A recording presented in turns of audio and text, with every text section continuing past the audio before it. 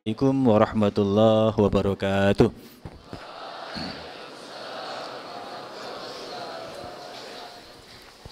Alhamdulillah alladzi an'amana bi ni'matil iman wal islam. Asyhadu an la ilaha illallah wahdahu la syarikalah wa asyhadu anna Muhammadan abduhu wa rasuluh. Allahumma salli wa sallim wa barik ala nabiyyina Muhammad wa ala alihi wa ashabi ajma'in wa ba'd.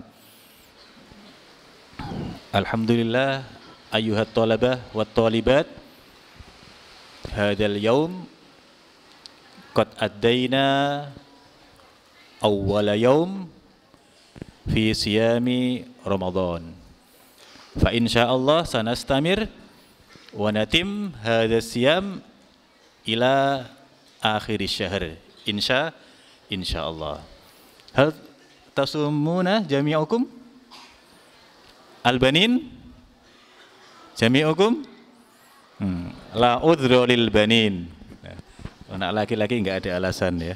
Illa ayyakuna maridhan, kecuali sakit. Wa amma lil banat lahunna udhr idza ata ayyamul haid falahunna rukhsah walakin alaihinna al-qada.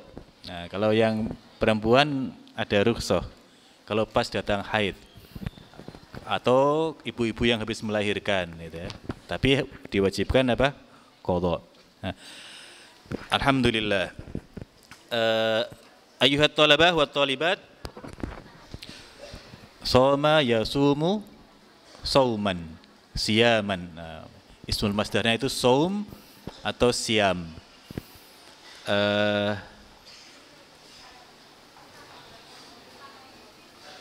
Syari'atus siyam atau saum huna bil haqiqah laisa fi muddati fi zamani nabiyina Muhammad faqat. Jadi syariat puasa itu tidak dikhususkan umat Nabi Muhammad. Akan tetapi apa? Ketika pada masa Nabi Muhammad ibadah puasa itu disempurnakan. Disempurnakan sesuai dengan kemampuan lahiriah, jasmaniah umat manusia, sehingga tidak memberatkan dan tidak membahayakan. Apakah ada puasa yang memberatkan dan membahayakan? Ada. Kalau kita lihat ya dari bangsa-bangsa di dunia ini, bahkan di Jawa itu juga ada tradisi puasa yang membahayakan. 3 hari terus menerus, kurang 10 hari terus menerus, kurang lagi 40 hari terus menerus tanpa makan, tanpa minum. Yang seperti ini membahayakan enggak? Membahayakan. Nah, Islam datang untuk menyempurnakan kebiasaan puasa yang dijalankan umat manusia yang itu justru membahayakan jiwa dan raga. Di India itu ada orang kalau mau misalnya terserang penyakit yang parah gitu ya, kemudian bertekad menjemput ajalnya itu kemudian tanpa makan. Pokoknya sudah bernadar mulai hari itu sampai ajal menjemput itu tidak makan apa-apa. Nah, semacam ini kalau dalam Islam benar atau salah? Salah. Dalam Islam puasa itu tidak boleh asal puasa, tapi ada syarat, ada rukunnya, ada pembatalnya. Makanya sebagai seorang muslim harus punya bekal. Yang pertama bekal apa? Iman. Bekal iman. Nah, bekal iman itu luar biasa dampaknya bagi kehidupan manusia. Dengan iman, perbuatan itu berat, tapi menjadi dalam pandangan manusia ya, amalan perbuatan itu sangat berat. Tapi karena iman bisa menjadi ringan. Contoh, orang-orang yang non-muslim ketika mereka ditawari masuk Islam, itu yang dipikirkan itu apa? Berat, alangkah beratnya menjalankan sholat lima waktu. Kalau orang Kristen itu seminggu berapa kali? Hanya sekali aja di gereja. Kalau kalian ke Bali, orang Hindu itu berapa kali? Biasanya sore dan pagi. Jadi sembahyang di depan dupa, bunga-bunga gitu ya. Itu. Nah, umat Islam sehari tidak hanya sekali, tapi lima kali. Ini kalau tanpa bekal iman, terasa berat atau ringan? Berat, bahkan sangat berat. Tapi kenapa kita yang sudah terbiasa menjalankan sejak kecil menjadi ringan?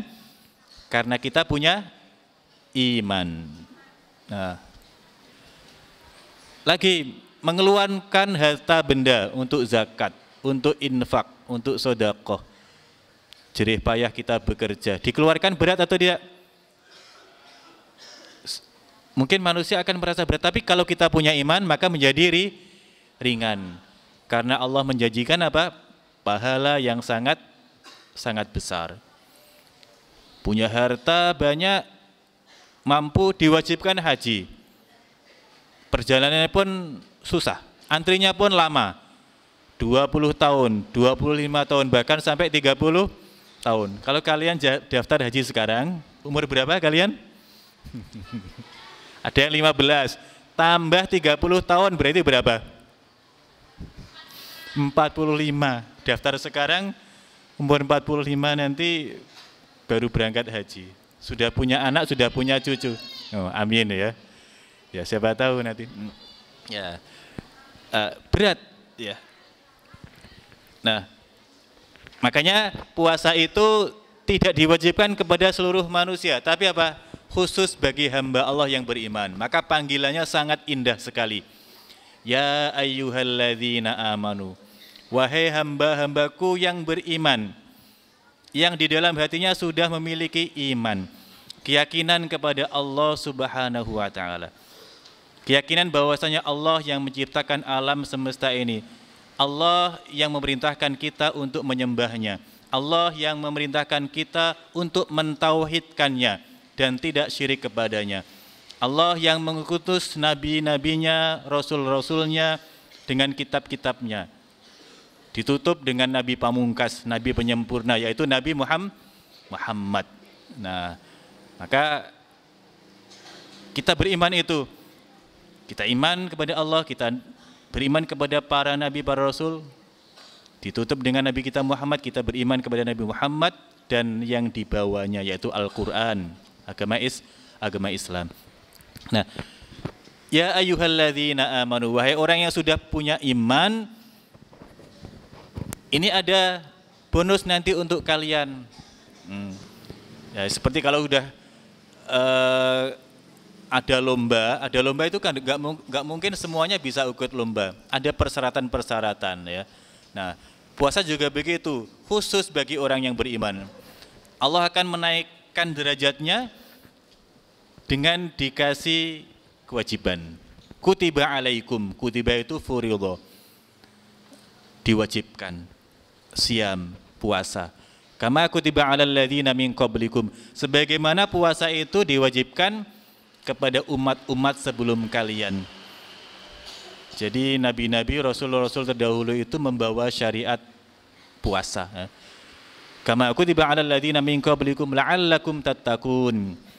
Mudah-mudahan dengan demikian kalian semua menjadi orang-orang yang bertakwa. Bertakwa itu berarti apa? Orang yang tunduk, patuh kepada Allah Subhanahu wa taala. Perintah-perintahannya dijalankan, larangan-larangannya ditinggalkan.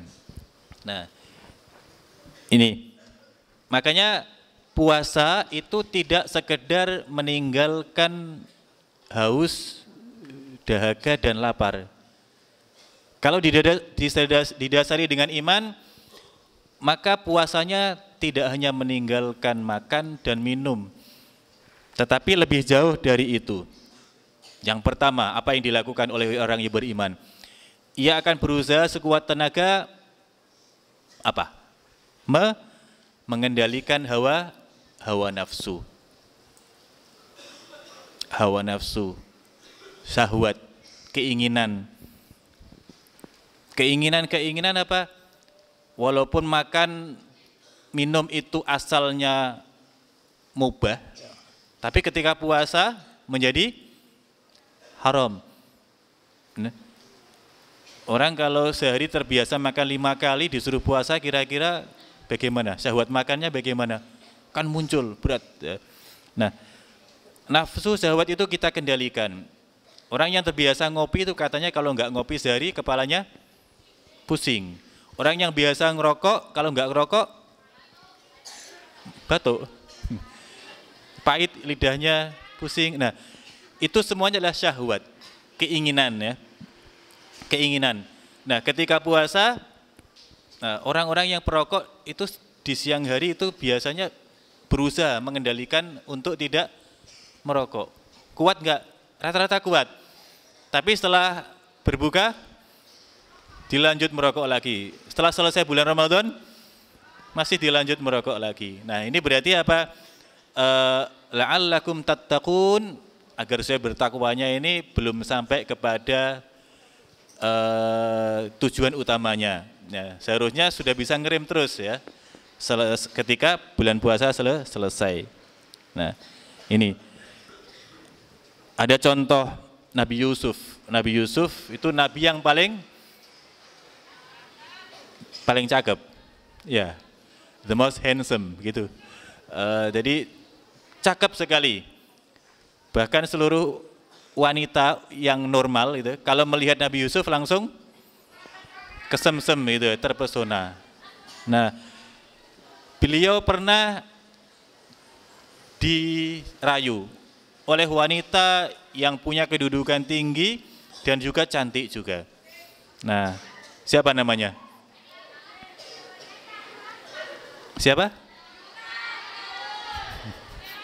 Wah, kok keluar nama-nama baru ini. Siti, Sayyidah siapa? Zulaikha. Nah, Nabi Yusuf terpesona, Siti Zulaikha juga terpesona. Sama-sama tertarik. Tetapi apa? Allah selamatkan Nabi Yusuf. Maka bisa dibuka surat Yusuf ayat 12, surat 12 ayat 53 ya. A'udzubillahi minasyaitonirrajim.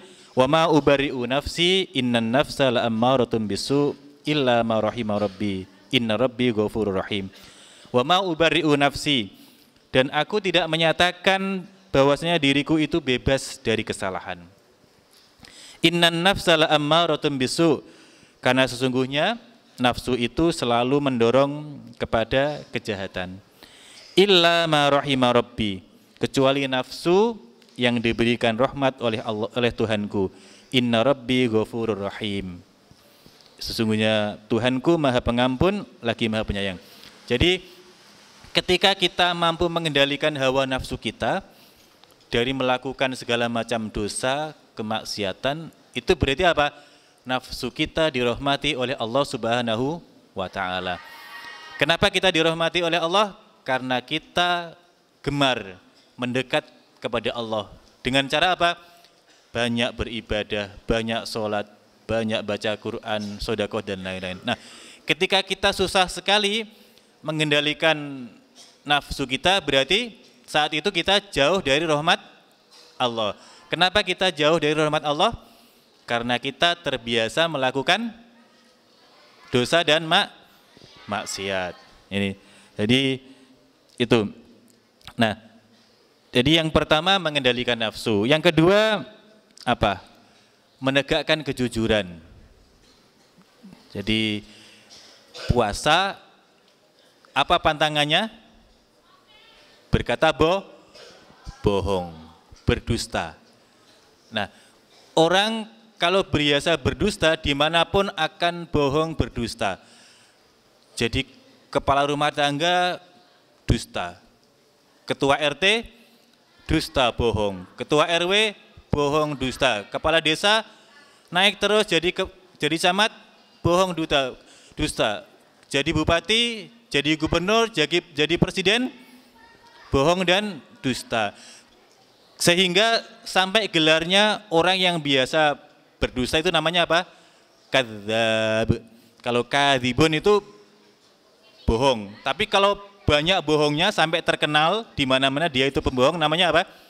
Kadzdzab. Musailamah al-kadzdzab. Jadi sahabat itu ada namanya Musailamah, terkenal dengan kebohongannya sampai digelari al-kadzdzab. Nah, itu. Di Indonesia ada enggak yang punya gelar al-kadzdzab? Tiap janji dibohongi? Ya, ada ya. Na'udzubillah min dzalik. Itu. Jadi bagaimana kalau puasa kemudian berbohong? Jadi malam yada' qaulaz zur wal amala bihi falaisa lillahi hajatun fi ayyada'a ta'amahu wa syarabahu. Malam yada' qaulaz zur, barang siapa yang tidak meninggalkan perkataan dusta, bohong, wal amala bihi, dan malah melakukannya, malah berbohong, falaisa lillahi hajatun fi ayyada'a ta'amahu wa syarabahu, maka Allah tidak butuh dari rasa lapar, haus yang dia tahan. Berarti apa? Haus dahaganya enggak bernilai apa-apa, tidak mendapatkan pahala dari Allah Subhanahu wa ta'ala. Itu yang kedua. Yang ketiga apa? Nilai disiplin. Disiplin. Jadi boleh enggak setelah fajar, setelah adzan subuh, lebih sedetik saja kalian minum dengan sengaja? Tidak boleh. Sebelum maghrib 1 detik aja kalian mendahului makan minum boleh? Tidak boleh. Jadi puasa itu mengajarkan kita disiplin. Walaupun 1 detik itu bisa menggugurkan puasa kita jika kita lakukan sengaja. Tapi kalau berdetik-detik, bermenit-menit tidak sengaja bagaimana? Bangun, tidur siang, kemudian bangun, di mejanya masih ada botol minum, lupa diminum sampai habis 1 botol, batal puasanya? Tidak, karena tidak disengaja. Tapi tadi kalau disengaja walaupun 1 detik sudah fajar, kemudian dia sengaja, atau sebelum datang maghrib dia sengaja, itu sudah batal. Nah, Islam mengajarkan kedisiplinan. Nah, yang ketiga, tadi sebenarnya banyak ya, saya ringkas yang ketiga aja apa? Meningkatkan ketakwaan. Ketakwaan itu berarti apa? Kita tunduk patuh kepada Allah. Walaupun tidak dilihat manusia, kita tidak melanggar. Kalau siang tadi mandi nggak di kamar mandi? Mandi? Sore tadi mandi? Mandi sambil minum? Ada yang sambil minum? Walaupun di kamar mandi banyak air, nggak ada yang lihat, tetap tidak minum. Itu berarti apa? Takwa. Walaupun almari temannya terbuka, di situ ada uang, tidak diambil. Itu berarti takwa. Ya. Jadi takwa tetap tunduk patuh kepada Allah, walaupun lagi sendiri, tidak ada yang melihat, ataupun bersama dengan orang lain. Ya, demikian anak-anak. Nah, tetap kalian harus bekali tadi iman tadi ya, kemudian ilmu, belajar terus ilmu tentang puasa ya, didalami lagi. Nah, nanti sehingga bisa melahirkan amal ibadah yang sempurna. Nah, saya kira untuk saat ini cukup ya, karena besok ini yang kelas aliyah sudah ujian ya, UTS, dan yang kelas 12 sudah ujian madrasah. Untuk yang sanawiyah mutawasithah nanti masih KBM, kemudian nanti menjelang pertengahan baru UTS. Oke. Ma'an najah ayyuhat talabah wa talibat. Semoga sukses semuanya dan dimudahkan dalam menjalankan ibadah puasa, belajar dan ujian. Kafaratul majlis. Subhanakallahumma bihamdika asyhadu an la ilaha illa anta astaghfiruka wa atubu ilaik. Assalamualaikum warahmatullahi wabarakatuh.